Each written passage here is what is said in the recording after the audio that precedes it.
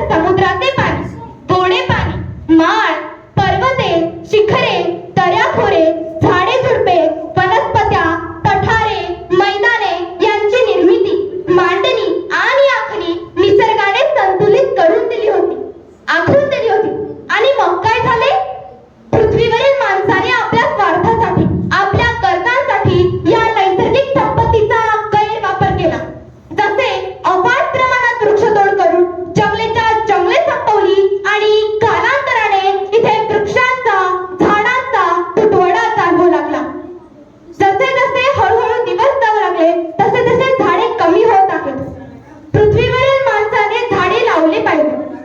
पृथ्वीवरील माणसाने झाडे लावली पाहिजे. झाडे आहेत तर आमचे जीवन फुलेल. ही माणसांची चूक निसर्गाच्या लढीचे नख ठरू पाहत आहे. ही खेदाची आणि चिंतेची बाब आहे. या कार्यक्रमातील गणमान्य व्यक्ती, अध्यक्ष